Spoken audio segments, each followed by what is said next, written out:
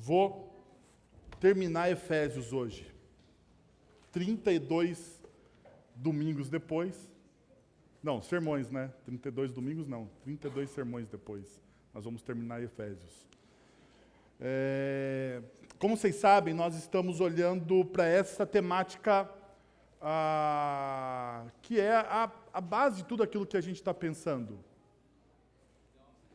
Está aqui. O pessoal está rindo de mim, eu falei, nossa, mas será que eu tenho alguma coisa aqui?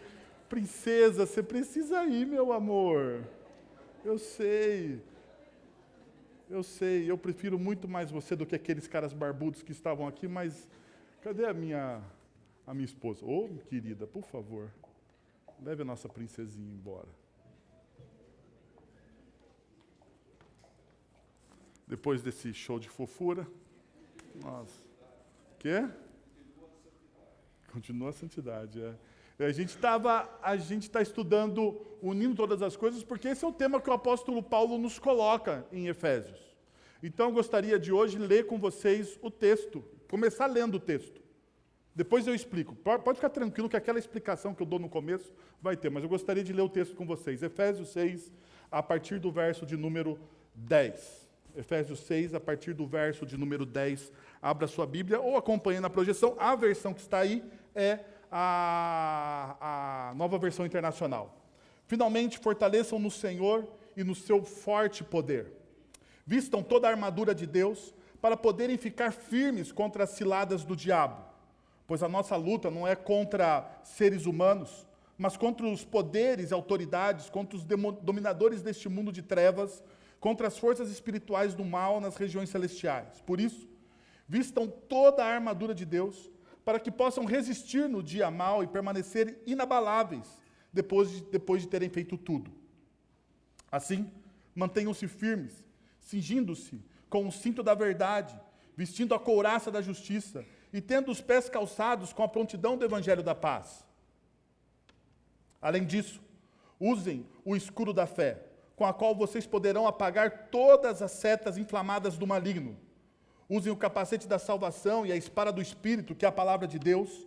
Orem no Espírito em todas as ocasiões, com toda oração e súplica. Tendo isso em mente, estejam atentos e perseverem na oração por todos os santos. Orem também por mim, para que quando eu falar, seja-me dada a mensagem a fim de que, destemidamente, torne conhecido o mistério do Evangelho, pelo qual sou embaixador preso em correios. Ore para que, permanecendo nele, eu fale com coragem, como me cumpre fazer.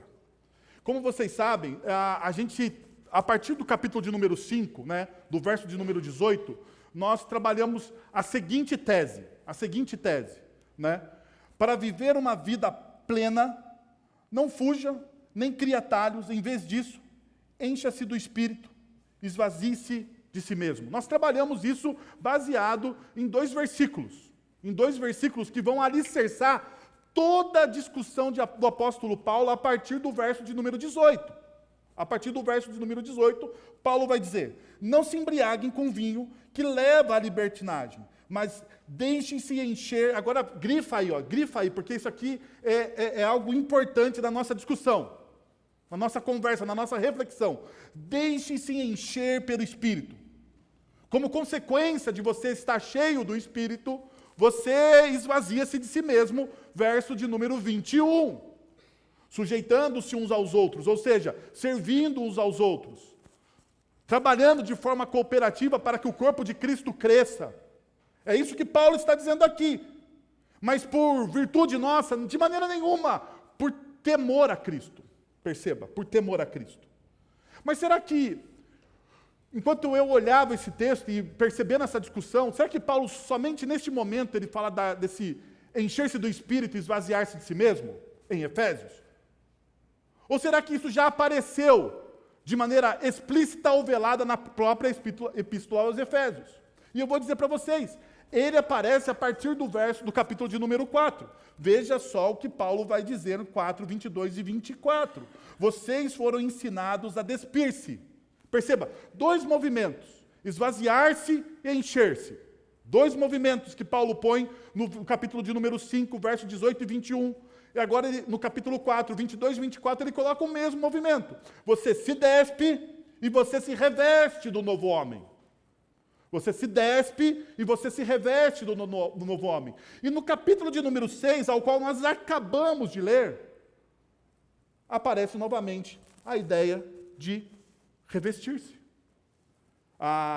Finalmente, fortaleçam no Senhor e no seu poder, e no seu forte poder, vistam toda a armadura de Deus. Paulo está construindo cuidadosamente seu argumento para convencer os discípulos de Efésio de que o mundo representa uma ameaça à cultura do evangelho do reino.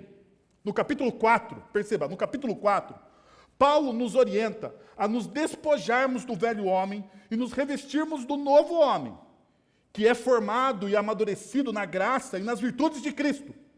Se você olha o capítulo 4, você vai perceber que este homem, esse novo homem, ele é formado e amadurecido no nosso caráter a partir das virtudes e da graça de Cristo Jesus. No capítulo 5, Paulo, então, aprofunda essa discussão a qual nós trabalhamos até agora. Trabalhamos exaustivamente o capítulo de número 5. Paulo aprofunda ainda mais este tema, enfatizando que todos nós somos responsáveis para amadurecermos, para criarmos sinergia, para santificarmos. Ou seja, nós devemos buscar uma vida significativa. Não se deixem levar pelos delírios da cultura secular. Em vez disso, os discípulos devem abraçar uma vida de submissão a Deus, entendendo a vontade de Deus. Percebendo que a vontade de Deus não é algo abstrato, porque a gente tem essa ideia. A gente fala assim, eu quero conhecer a vontade de Deus.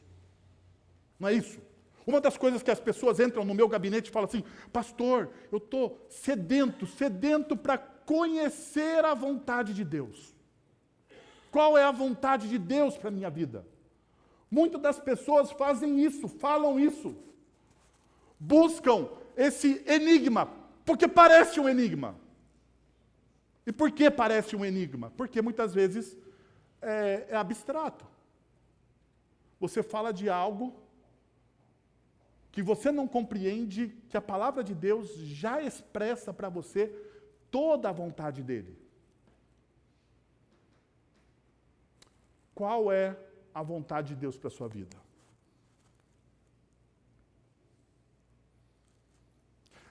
Sabe qual que é o nosso problema? É que quando a gente levanta essa pergunta, quando eu e você levantamos essa pergunta, nós queremos o caminho das pedras. Sabe o caminho das pedras? Nós não queremos molhar ou sujar os nossos lindos pés. Nós queremos um mapa para que tudo nos vá bem. Para que tudo nos vá bem. Então nós falamos assim, bom, eu quero conhecer a vontade de Deus, porque eu conhecendo a vontade de Deus, Deus é bom, nada de mal vai acontecer comigo, nada de mal vai se abater em mim, sobre a minha vida. Então, conhecendo a vontade de Deus, eu vou desfrutar do melhor desta terra. Isso está no nosso imaginário, na nossa espiritualidade. No entanto, pasmem, não é verdade. Não é verdade. Porque, veja, C.S. Lewis, no seu livro Cristianismo Puro e Simples, ele diz o seguinte, se você deseja conforto, se você deseja satisfação, se você deseja aquilo que o mundo lhe oferece, o cristianismo não é a religião que você procura. Não é. Definitivamente, o cristianismo não é a religião que você procura ou a expressão de espiritualidade que você busca. Por quê? Porque no cristianismo, Deus nos move contra os nossos próprios desejos. Porque a Bíblia afirma que os nossos próprios desejos são pecaminosos. As nossas vontades, elas estão intrinsecamente contaminadas pelo pecado. Então, aquilo que eu quero, aquilo que eu busco, está contaminado pelo pecado. Então, a vontade de Deus para a sua vida é simples. Seja aperfeiçoado no amor.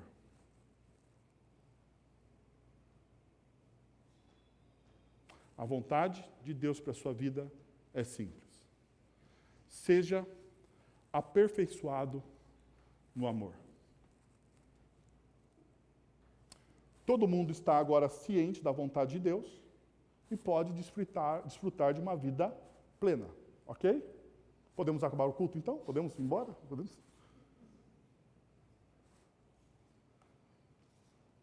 Qual que é o problema disso? Nós não queremos fazer a vontade de Deus. Nós não queremos vivenciar a vontade de Deus. Aqui está o problema. Você transformou a vontade de Deus no seu propósito de bem-querer a sua própria vida, satisfazer os seus próprios desejos. Daí você fala, eu quero conhecer a vontade de Deus. Mas perceba, a vontade de Deus para você sempre está alinhada a você ter um bom casamento, bons filhos, um bom emprego, um bom carro na garagem, uma boa conta bancária, uma boa aposentadoria, boas viagens, bons restaurantes, bons sapatos, bons celulares. E a gente poderia aqui ter uma lista infinita das coisas boas que nós alinhamos como vontade de Deus. No entanto, a vontade de Deus não é essa. A vontade de Deus é que você seja aperfeiçoado, trabalhado, transformado no caráter de Cristo. Veja só, deixa eu dar um parênteses aqui para você não ficar desesperado agora neste momento. Deus não tem nada contra daquilo que é bom, ok? Deus não tem nada. Você pode fazer boas viagens, tem bons sapatos, você pode buscar, pode comprar, não tem problema. Não é pecado. No entanto, você não pode reduzir a vontade de Deus a isto. Ponto. Porque a vontade de Deus é que você seja aperfeiçoado no caráter de Cristo Jesus e cresça em amor. E cresça em amor. Aqui está o problema. Crescer em amor significa você abrir mão do seu eu, você abrir mão de quem você gostaria de ser, para se tornar aquilo que Deus deseja que você seja.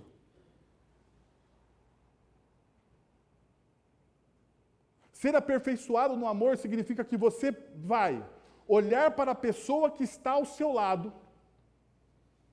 Não é essa pessoa que você veio na igreja, tá? Não é essa pessoa que está ao seu lado. Porque falar que você precisa amar o próximo e você olhar para o lado, né?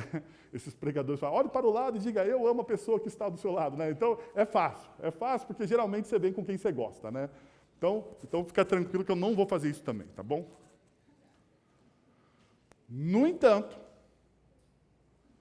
amar alguém significa, como Paulo diz em Efésios, se tornar um suporte para que essa pessoa cresça.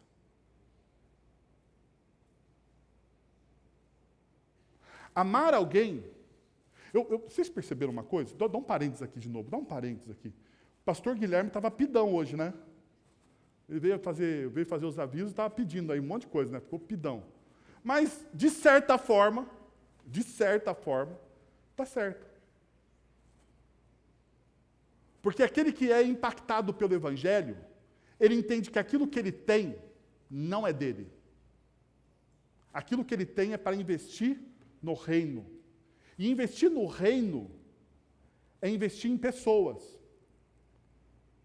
Investir no reino significa que você vai trabalhar e investir seu tempo, seu dinheiro, seu conhecimento na vida das pessoas que estão ao seu redor. Então, Paulo, ele está trabalhando essa realidade. Então, Paulo também nos faz perceber que a vida é uma batalha espiritual. Por que é uma batalha? Porque a vida é uma guerra, é uma batalha espiritual. Porque investir em pessoas é a coisa mais difícil que você pode fazer na vida. Mais difícil. Porque pessoas são inconstantes. Pessoas são inconstantes. O C.S. Lewis, no seu livro, Os Quatro Amores, ele diz o seguinte: se você entregar, se você amar qualquer pessoa, até mesmo o mais singelo cachorro, de alguma forma, em algum momento, você será traído. Você vai ter uma decepção. Pessoas nos decepcionam. Pessoas nos decepcionam. Pessoas nos deixam. Ontem fui num casamento. Muito bacana o casamento. Comida, doces bons. E eu gosto desse casamento que eu não vou falar, porque eu fico lá só olhando as coisas. Só olhando. Poucas vezes eu vou no casamento que eu não vou falar alguma coisa. Eu fui lá só para ver. E para comer. E, em determinado momento, o pai da noiva, que era meu amigo, falou assim: pastor, a minha filha está me deixando. Eu cuidei tanto dela, para ela dizer sim para aquela pessoa. Parece que ele estava meio decepcionado com o noivo, né? Estou brincando, ele estava triste porque, né? Pai cuida da filha como um danete, daí chega um estranho, eu sei, eu tenho filha, né? Chega um estranho aí e quer casar com a sua filha. Que negócio é esse? É ou não é? Em algum momento, pessoas te deixam por outras pessoas, mesmo que seja nobre, porque o casamento é nobre. Mas não deixa de ser um deixar. Não deixa de ser um deixar. E por mais que o pai esteja alegre, ele sofre a perda. Investir em pessoas é a coisa mais difícil que tem. Por isso que Paulo vai dizer e vai terminar a carta aos Efésios falando que existe uma batalha espiritual sendo travada. E aqui, meus irmãos, eu queria deixar uma coisa clara para vocês. A vida não é o conto de fadas que a Disney diz que é, nem que as novelas dizem que são. Nem sempre na vida o final é feliz. A vida é uma guerra. A vida é uma guerra. E Paulo, sabendo disso, porque veja, existe discípulo mais fiel, ou mais fiéis, vamos pôr assim, discípulos. A primeira geração de discípulos de Jesus. A primeira geração. Os 12 apóstolos, Paulo, Timóteo e tantos outros, que vieram em seguida. Existem homens e mulheres mais fiéis que aqueles primeiros discípulos a Jesus que levaram as últimas consequências à sua fé. Você consegue encontrar homens e mulheres mais fiéis do que os primeiros discípulos? Pergunta: aonde a fidelidade levou esses homens e mulheres do primeiro século?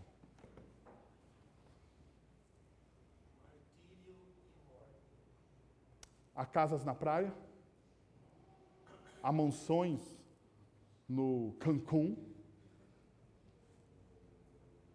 né? férias em Las Vegas.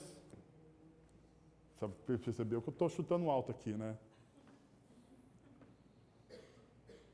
Carros importados. O presbítero Sebastião disse, aonde levou a fidelidade dos primeiros discípulos, os levou a que ponto? A martírio e morte. Deixa eu te fazer uma pergunta. O que você pensa que tem que ser diferente com você?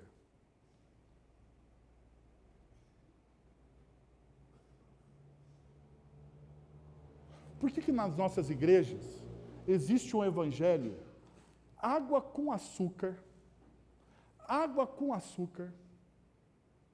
que leva as pessoas a terem uma imagem errada de Deus?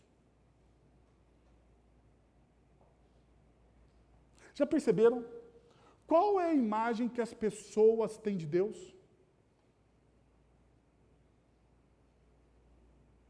Esses dias eu estava olhando um negócio lá em casa.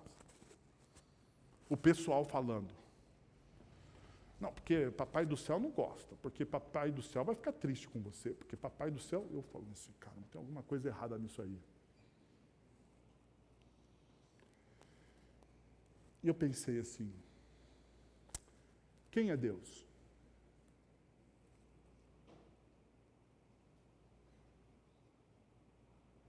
Quem é Deus? Já parou para pensar nessa pergunta? Qual é a imagem? Deixa eu usar uma linguagem do Chesterton. Qual é o imaginário que você tem de Deus? Porque todos nós aqui temos uma imagem construída de Deus. Qual é a imagem que você tem de Deus? E a maioria das pessoas tem a imagem de um Deus barbudão, branco, com um cajado na mão, sentado num trono.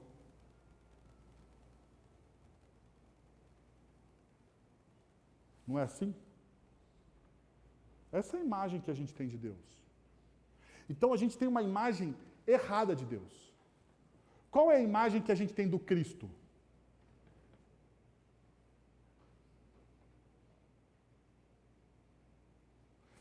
Esses dias minha esposa falou assim, eu acho que eu vou botar uns desenhos da Bíblia aqui para as crianças. E eu falei, não vai não. Eu falei assim, mas por quê? Eu falei, porque esses desenhos da Bíblia que está aí, é tudo um Jesus vegano que não existe nas Escrituras Sagradas.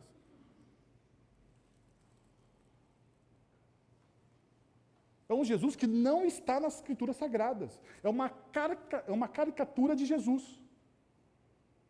E daí você constrói um imaginário das nossas crianças, não com Jesus que está nas Sagradas Escrituras, mas com uma caricatura de Jesus.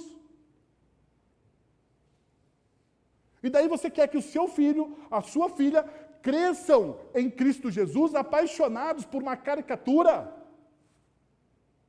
por um Jesus desvirtuado, para um Jesus bonachão. Não. Você tem que ter a imagem exata de quem é o Cristo. Da mesma forma, a gente tem que ter a imagem exata de quem é o Espírito Santo. Então, hoje pela manhã, o nosso tema é esse. Não se engane, a vida é uma guerra. Não se engane. Não caia no conto da novela, não caia no conto da Disney, não caia no conto dos romances, não caia, porque a vida nem sempre tem um final feliz. A vida é uma guerra. Eu sei que talvez você veio nesse domingo pela manhã não buscando esse sermão, mas eu não tinha como fugir dele, tá? Não tinha, porque é o final do texto que nós estamos estudando. É o final do texto que nós estamos estudando. E uma primeira coisa que Paulo nos ensina nesse texto é reorientar a nossa vida. Ou melhor, reorientar a imagem que nós temos a respeito de Deus. E como Paulo faz isso? Paulo ele vai buscar as imagens que estão em Efésios capítulo 6, de 10 a 19, No Antigo Testamento, qual é a imagem que o Antigo Testamento passa a respeito de Deus? Do Deus Todo-Poderoso. Qual é a imagem que o Antigo Testamento passa sobre o Messias?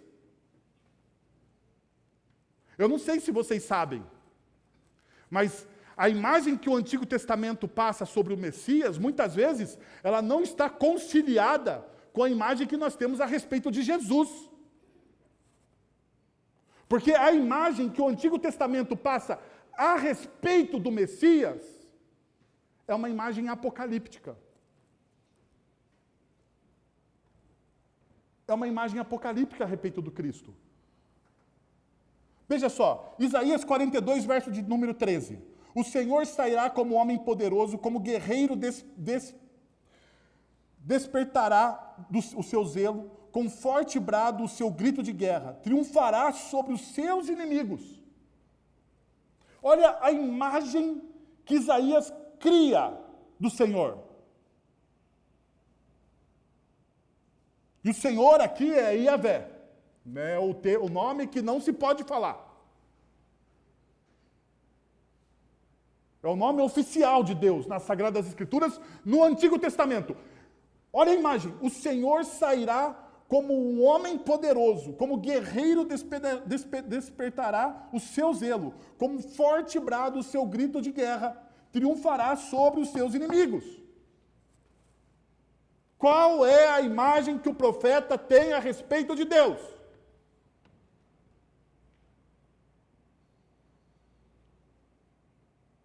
De poder. Deus, ele é poderoso. Deus, ele é grande. Deus, ele é soberano.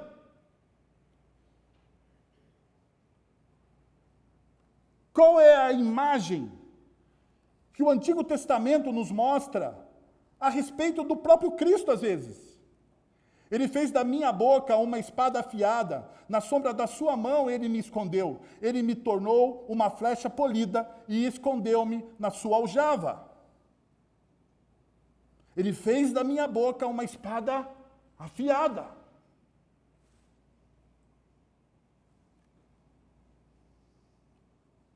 Isaías 59, 17. Usou a justiça como couraça, pôs na cabeça o capacete da salvação, vestiu-se de vingança e envolveu-se no zelo como uma capa, como numa capa. Perceba a realidade, a imagem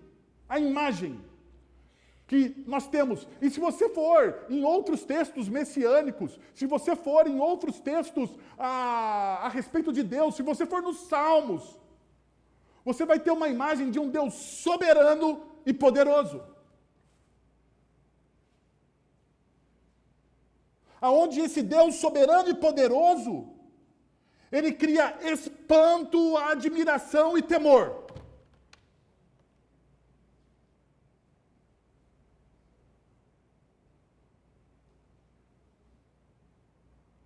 Sabe por que a nossa adoração a Deus ela é tão fraca? Sabe por que muitas vezes nós não levamos Deus a sério? Porque a nossa visão a respeito de Deus é de um velho bonachão que está sentado no trono e que está sempre pronto a perdoar. E a nossa imagem a respeito de Deus não é o Deus Todo-Poderoso, Senhor dos céus e da terra, aquele que cavalga sobre as ondas, sobre as nuvens. A nossa imagem é uma fração do que a Bíblia diz, e não está certo, não está errado, de você ter uma imagem de um Deus perdoador e amoroso. Não está errado, mas você precisa ter a imagem completa, você tem que ter o quadro completo, para você ter uma adoração completa.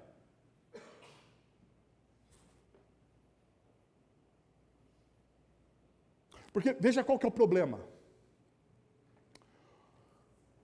O nosso decálogo diz, não terás outros deuses diante de mim. Não é isso? O nosso decálogo das Sagradas Escrituras diz que nós devemos adorar e prestar culto somente ao Deus que está nas Sagradas Escrituras. Não é isso?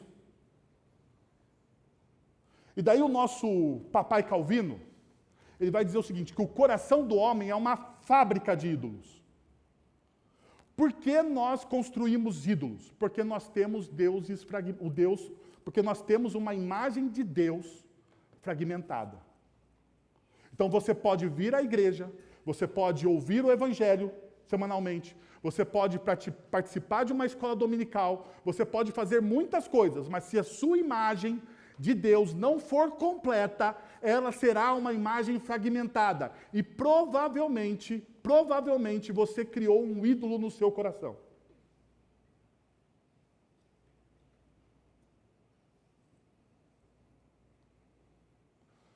Paulo, ele vai no Antigo Testamento para falar o seguinte: a vida é uma guerra. O nosso Deus está sob o controle de todas as coisas. Então, por isso, tenha algumas atitudes no seu coração. Primeiro, consciência e atenção são duas virtudes fundamentais de um bom discípulo. Consciência e atenção são duas virtudes fundamentais de um bom discípulo.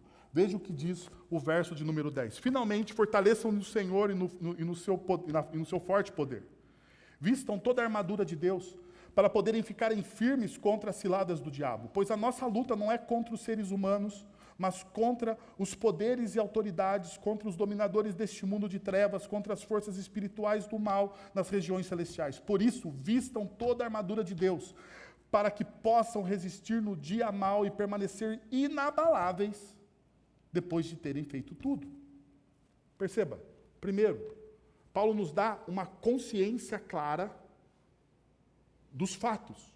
Primeiro, a consciência do reconhecimento da nossa verdadeira identidade e da necessidade de fortalecimento no Senhor. Veja os imperativos. Fortaleçam-se no Senhor. Vistam toda a armadura. Fiquem firmes. Fiquem firmes. Consciência e reconhecimento da nossa verdadeira identidade e da nossa necessidade de fortalecimento do Senhor. Paulo está dizendo, olha, a força não vem de você.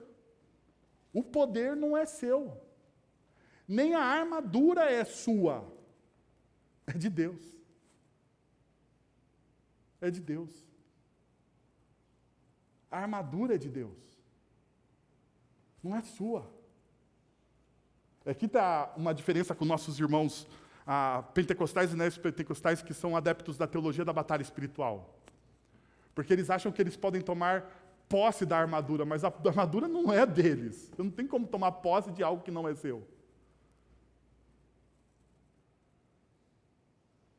Deus, de maneira graciosa, talvez te conceda essa armadura. E a gente vai chegar na armadura lá, fique tranquilo. Mas a primeira coisa que Paulo está dizendo é quem você é. Você tem que ter consciência das suas debilidades, das suas fraquezas, das suas idiosincrasias, dos seus problemas. Você tem que ter consciência do seu pecado. Porque na nossa liturgia tem, todo domingo, confissão de pecados. Que eu acho, assim, nada contra o pessoal que faz a liturgia aí, mas é muito rápido.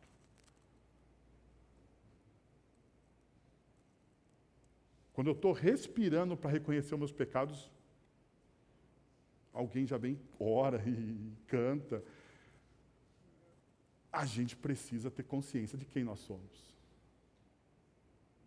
A gente precisa aprender a examinar o nosso coração. Sabe? Mas a gente não gosta disso. Nós não gostamos, meus irmãos e minhas irmãs, nós não gostamos de sermos confrontados com a nossa verdadeira realidade. E por isso que o cristianismo é uma religião desconfortável, por isso que o cristianismo é uma espiritualidade desconfortável. Por quê? Porque ela faz eu me encontrar com quem eu realmente sou, não com a imagem que eu criei. Porque eu crio imagens o tempo todo a respeito de mim. Um bom pai, um bom marido, um bom filho. Semana passada que eu preguei sobre filhos, não foi? Semana passada eu preguei sobre filhos, saindo aqui. O menininho ali na porta olhou assim. Pastor, estou acima da média como filho. Falei, Deus do céu. Você tá bom então, hein? É a imagem que ele tem a respeito dele. O pai que estava perto olhou e falou assim, já caiu no pecado do orgulho. Perceberam? A imagem errada que a gente tem. Eu tenho as minhas imagens erradas. Você tem as suas imagens erradas. E Paulo, então, nos convida o quê?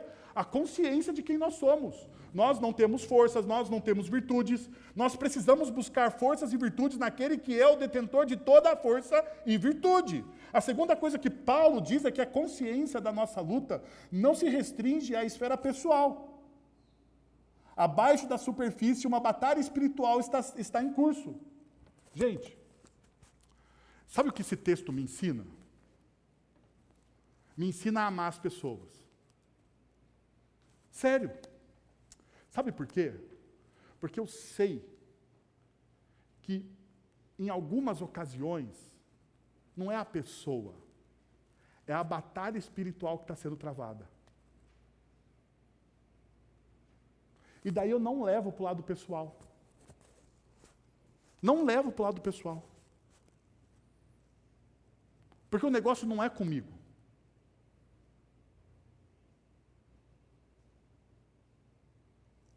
A batalha é outra. Veja, o apóstolo Paulo, em Efésios, nós estudamos nisso, vai dizer que existem dois tipos de pessoas no mundo. Quais são os dois tipos de pessoas que Paulo diz que existem no mundo? Quais são? As pessoas que foram salvas em Cristo Jesus, não é isso?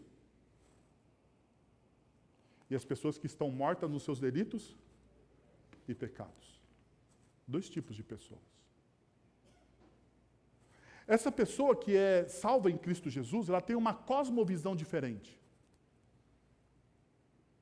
Essa pessoa que foi salva em Cristo Jesus, ela tem uma percepção diferente do mundo, do dinheiro, da educação, do sexo, da verdade, da política. Essa pessoa que tem Cristo Jesus como Senhor e Salvador, essa pessoa que vê Deus como soberano de todas as coisas, ela tem uma imagem, uma visão diferente de mundo. Diferente do quê? Dessa pessoa que ainda não passou pela graça. E aqui, então, a gente tem cosmovisões em conflitos. A gente tem uma batalha espiritual sendo travada. Então, não é pessoal, não é contra você. Não é contra a sua pessoa, mas é contra aquilo que você crê. Sendo assim, eu posso amar os meus inimigos, não posso? Porque é assim que eu vou conseguir, de alguma forma, demonstrar a graça de Deus para eles. Paulo, então, ele coloca isso, ele fala, não é pessoal. Aprenda a amar as pessoas, porque existe uma batalha sendo travada por detrás das cortinas. Não é com você. Porque a gente pensa toda vez que é com a gente. Nós nos achamos, né, o centro das atenções. Uma terceira coisa que Paulo vai dizer é consciência de que a missão não está condicionada a fatores favoráveis. Ele termina o verso de número 3, depois de terem feito tudo, independente do que está acontecendo. Você vai e continua fazendo. A missão não está condicionada a fatores favoráveis. Quantas vezes, como pastor, eu ouço, pastor, eu não me envolvo tanto, porque eu não estou preparado. Deixa eu te dizer uma coisa, filho. Não tem ninguém preparado. Essa é a verdade. Essa é a verdade. Não tem ninguém preparado. Nós somos preparados no caminho. Enquanto a gente faz, a gente aprende. É assim. Se você passar 10 anos ouvindo o Sebastião falar sobre doutrina, e você nunca praticar aquilo que ele falou, ou se você ouvir durante 5 anos o presbítero Fábio expor as escrituras na escola dominical, e você nunca praticar o que ele falou, você nunca vai estar preparado. Porque na espiritualidade cristã, o preparo é no caminho, enquanto você faz. É você aprender e aplicar, é você ver e fazer. Paulo, então, nos dá essa consciência de que nós precisamos ir caminhando e fazendo independente das circunstâncias, das condições. Uma outra coisa que Paulo coloca aqui é a atenção. Olha o que Paulo diz. Cuidado. Cuidado com o quê? Com as ciladas do diabo. Com as armadilhas do inimigo. Atenção, pois as tentações verdadeiras são sutis e furtivas, seduzindo o nosso coração sem que percebamos. Rapaz, já percebeu que as tentações, elas são furtivas? Tentação não é tentação se tiver uma placa, sabe? Se tiver uma placa, você sabe exatamente que você não precisa fazer aquilo.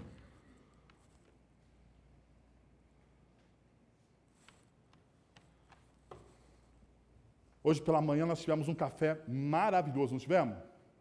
Fala aí, hein? E eu falei com o pessoal da SAF, assim, falei, faz um negocinho light aí, faz uma salada de frutas, e esse pessoal da SAF está de nota 10, com os jovens, né? Eu fiquei sabendo que os jovens fizeram um mutirão aí para cortar fruta, produzir o negócio, né? E as nossas mulheres, voluntários da recepção, movimentou uma galera aí. Foi muito legal. Foi muito legal. Daí eu cheguei hoje, olhei e falei, olha a salada de fruta. Daí tinha uma tentação do lado.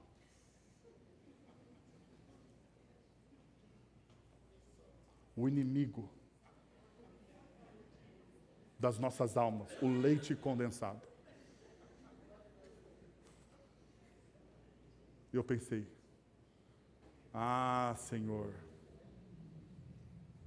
eu não vou experimentar isso. É assim.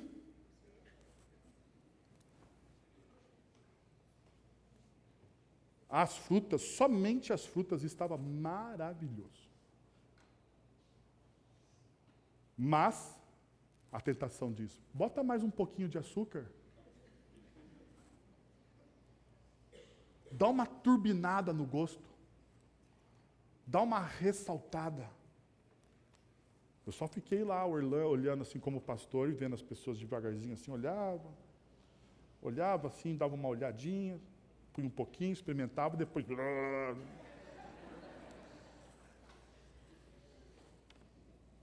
A tentação, ela nunca é uma placa, ela sempre furtiva. E por isso então que Paulo lhe diz, você precisa ter o quê? Atenção, estar atento com aquilo que está ali acontecendo, quais são os fatores, consciência de quem você é, te leva a evitar as suas tentações. Consciência de quem você é leva você a ter a atenção. Paulo nos dá ainda um outro ponto aqui. Paulo nos convida a não fragmentar o Evangelho, em vez disso, viva em sua totalidade. Daí o verso 14, e eu sei, você está desesperado para eu explicar cada parte da armadura de Deus. Agora sim, o pastor enrolou esse sermão até agora, e agora chegou o momento da batalha. 14. Assim, mantenham-se firmes, cingindo o cinto da verdade, vestindo a couraça da justiça, tendo os pés calçados com a prontidão do evangelho da paz. Além disso, usem o escudo da fé, com o qual vocês poderão apagar todas as setas inflamadas do maligno. Usem o capacete da salvação e a espada do Espírito, que é a palavra de Deus. Uau!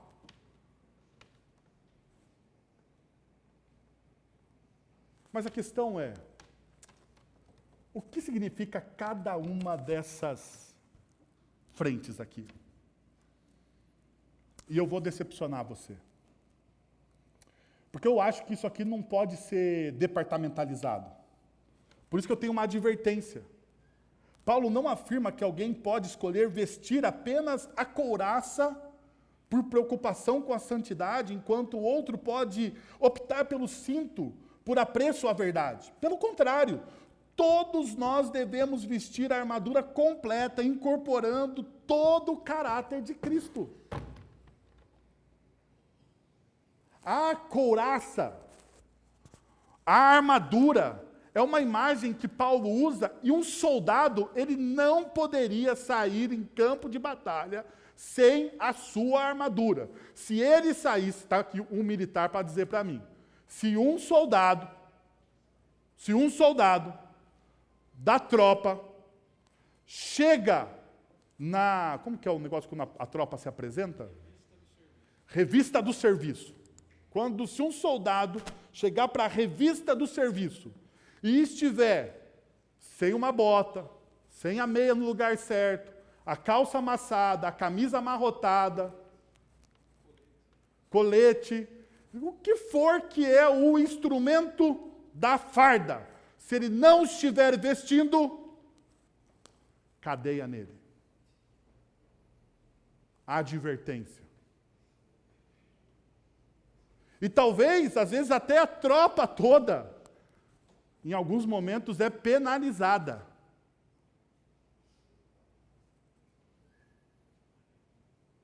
Um bom soldado não sai de casa sem o quê? A sua armadura. Paulo, então, ele fala, você não deve departamentalizar. Você não deve construir, não, eu estou precisando hoje eu vou sair de casa somente com a couraça da justiça. Eu vou sair de casa com a espada do Evangelho. Eu vou sair de casa com o escudo da fé. Eu vou sair de casa com, o capacete da salvação. Não, isso aqui é o conjunto completo. Você precisa ter todos esses instrumentos com você. Então perceba, veja só, o cinto da verdade. Opa, calma aí que eu fui embora. Deixa eu voltar. Aqui e aqui agora. Muito bem. O cinto da verdade. A exortação é que os discípulos vivem diariamente na verdade de Cristo, refletindo, assim, as características do Rei vitorioso e também que falam a verdade. Nós já falamos sobre isso, a verdade é uma pessoa. A verdade é uma pessoa. Então você está vestindo o quê? A verdade. Você lida com a verdade, a sua palavra seja sim, sim, ou não, não. O que passa disso é o quê? É do maligno. Acabou, simples assim. Você fala a verdade, mesmo que a verdade leve a consequências não tão agradáveis, porque nem sempre falar a verdade leva você a consequências agradáveis. No entanto, a verdade liberta.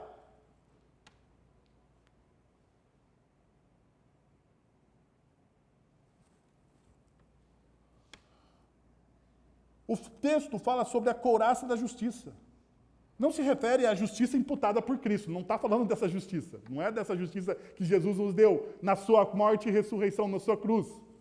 Porque essa justiça ninguém pode tirar da gente, então você sempre está vestido com ela. Mas o que Jesus está, o que Paulo está falando aqui? Você precisa refletir as qualidades justas associadas à sua nova vida em Cristo, resistindo às tentações de Satanás, baseada em Efésios capítulo 4, 24 e 5, 9.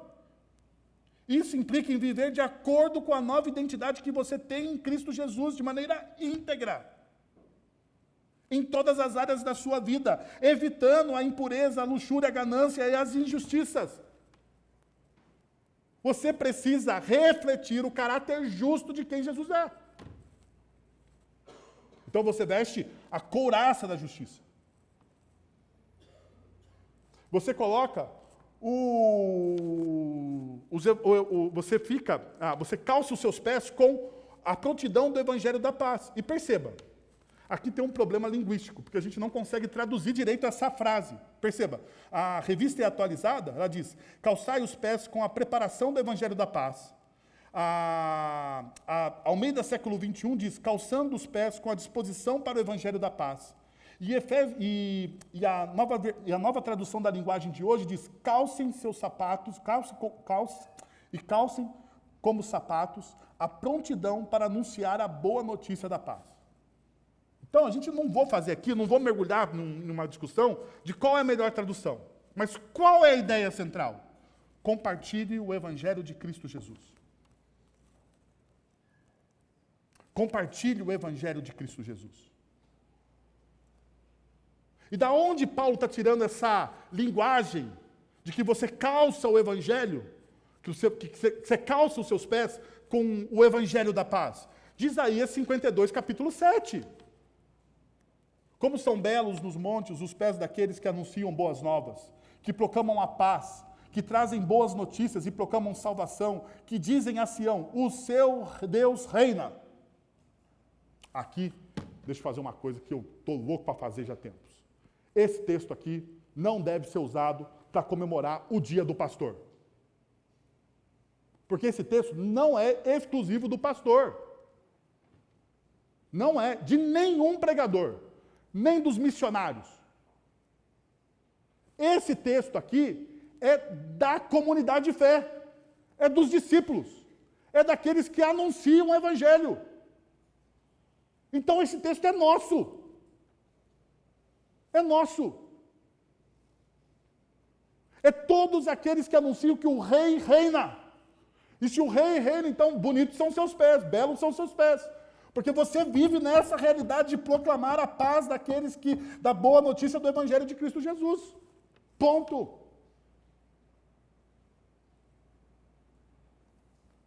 O escudo da fé. Ao nos revestirmos de Cristo e tomarmos posse das promessas de Deus, olha, nós tomamos posse das promessas de Deus porque nós nos revestimos de Cristo, não por nossa própria vontade. Ele se torna nosso escudo contra os ataques do inimigo. O que se alinha com as frequentes referências bíblicas que descrevem Deus como o quê? Como o nosso escudo. Deus, ele é o nosso escudo. E o capacete da salvação. Ter confiança na salvação é essencial.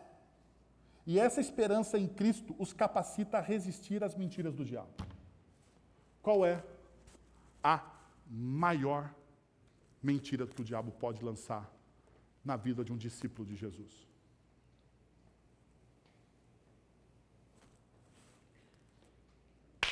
Vamos lá. Qual é a maior mentira que o diabo pode lançar na vida de um discípulo de Jesus? Oi? Jesus aceita você como você é. Essa é uma boa mentira que o diabo pode lançar. Mas uma maior do que essa. Maior do que essa. Oi? Perder a salvação. A dúvida da salvação nos torna inoperantes na fé. A dúvida da salvação nos torna inoperantes na fé. A dúvida da salvação faz com que eu duvide do amor de Deus. A dúvida da salvação faz com que eu duvide da obra que Deus está realizando na minha vida. A dúvida da salvação destrói, corrói por baixo, por dentro dos nossos corações a confiança no caráter de Deus. A dúvida de que Deus me ama, de que Deus está fazendo uma obra, de que Deus vai completar essa obra. Essa dúvida corrói a nossa fé e torna a minha vida inoperante. Por quê? Porque se eu tenho dúvida de quem eu sou, logo eu não proclamo a quem eu sirvo.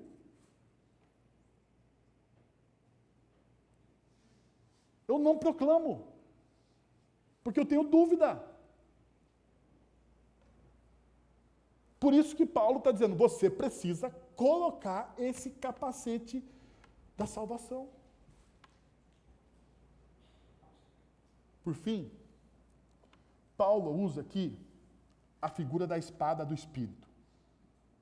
Os crentes devem usar a espada do Espírito, a palavra de Deus. E ele denomina aqui a palavra de Deus como uma poderosa arma da batalha espiritual. Ela é essencial para libertar aqueles das trevas e não deve ser considerada obsoleta, mas como uma ferramenta vital na luta espiritual.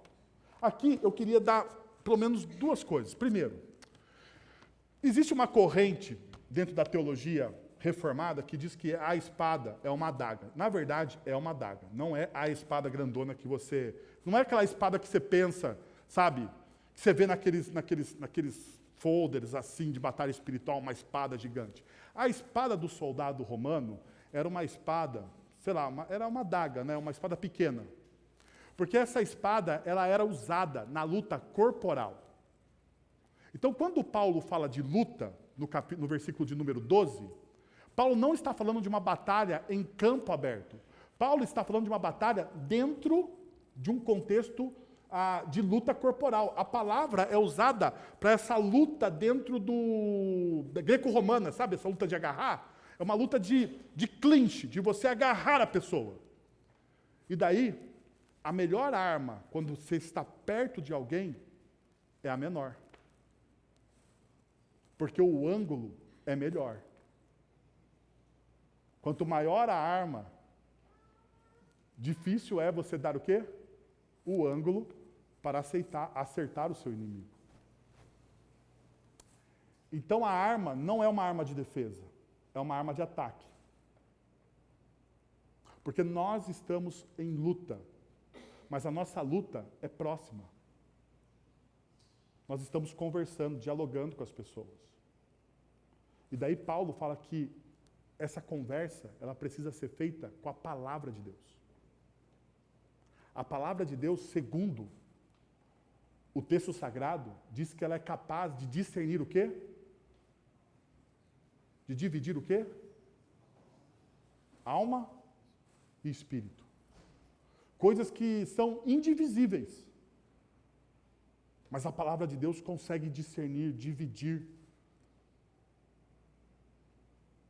E para você dividir coisas, perceba, médico, qual que é o tamanho do bisturi do médico quando vai fazer uma cirurgia?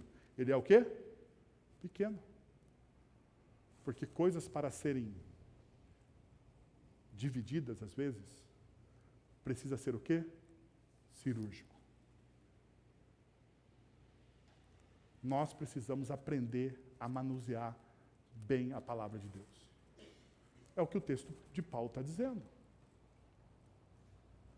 Por fim, Paulo diz para a gente o seguinte: mantenha a comunicação aberta com a base de comando. Se a vida é uma batalha, existe uma base de comando e a gente precisa manter uma comunicação aberta. A partir do verso de número 18, Paulo diz: orem no Espírito em todas as ocasiões, com toda oração e súplica, tendo isso em mente, estejam atentos e perseverem na oração por todos os santos. Daí ele vai falar, orem por mim, orem para que Deus me dê ousadia, para que Deus me dê coragem. E você percebe uma coisa, que a oração é um meio de comunicação direta. E eu estava pensando assim, qual seria a melhor forma de eu exemplificar isso para vocês? Daí eu me deparei, e eu vou pedir licença para vocês, para eu ler um texto do John Piper, no livro que está, o livro chama-se Alegrem-se Todos os Povos, da nossa editora Cultura Cristã. O texto diz o seguinte: provavelmente, a razão número 1 porque a oração não funciona nas mãos dos crentes é que tentamos converter um comunicador para ser usado no campo de batalha em um aparelho doméstico. Até que você reconheça que a vida é uma guerra, não pode saber para que serve a oração. A oração é para o cumprimento de uma missão de guerra. Deixa eu dar uma parada aqui.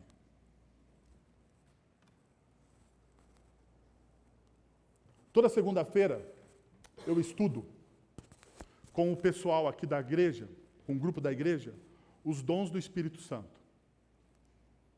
E nós chegamos a uma conclusão, todos nós, porque nós estamos estudando expositivamente o que os dons significam e como eles agem. A conclusão é que os dons, primeiro, não é do indivíduo, é da igreja. Deus dá os dons à igreja. Segundo, os dons se manifestam quando a igreja está o quê? Em missão. A presença de Jesus, ela é tangível quando a igreja está em quê? Em missão. O que o Piper está dizendo aqui é o seguinte: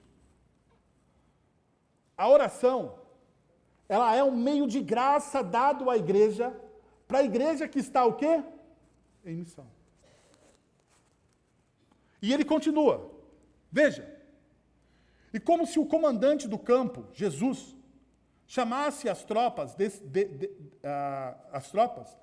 a elas uma missão decisiva. Ir e produzir frutos. Perceba, essa é a nossa missão. Você vai e você produz frutos. Você produz frutos em todas as áreas que você está envolvido.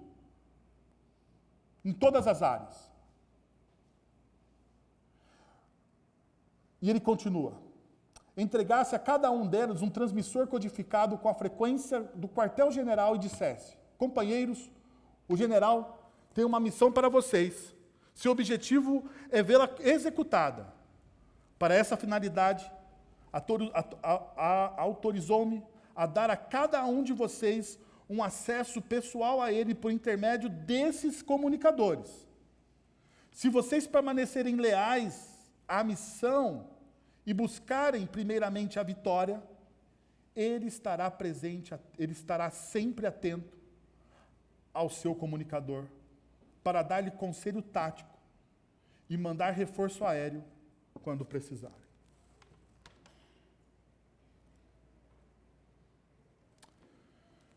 Meus irmãos, e eu estou encerrando por aqui. Efésios me ensinou a unificar todas as coisas em Cristo Jesus. E a construir uma vocação significativa para a minha vida em Cristo Jesus. Mas para que a minha vida tenha significado real, eu preciso estar em missão. Você precisa estar em missão. E sabe aonde você precisa estar em missão? No lugar aonde Deus te colocou para trabalhar. Pastor, eu sou uma dona de casa. Você precisa estar em missão com seus filhos. Pastor, eu sou um comerciante. Você precisa estar em missão com seus funcionários e com seus clientes. Pastor, eu sou um professor. Você precisa estar em missão na sua sala de aula. Pastor, eu sou um executivo. Você precisa estar em missão com a equipe que você lidera. E em cada um de nós aqui, nas mais diversas áreas, precisamos estar em missão para experimentarmos uma intimidade mais palpável com Deus. Quero convidar você a fechar os seus olhos, a abaixar a sua cabeça e a se preparar para a ceia. Vamos orar. Senhor, nós queremos te agradecer, Pai, pela tua palavra. Queremos te agradecer, ó Deus, pelo teu ensinamento. Queremos te agradecer pelo teu amor em Cristo Jesus. Queremos te agradecer por essa verdade que nós escutamos. E queremos crescer em amor com o Senhor, ó Deus. queremos te pedir, Pai, que em nome de Jesus, a nossa identidade esteja firmada em Cristo Jesus. E que a nossa identidade estando firmada em Cristo, ó Deus, as mentiras, as enganações do inimigo das nossas almas não penetrem nos nossos corações.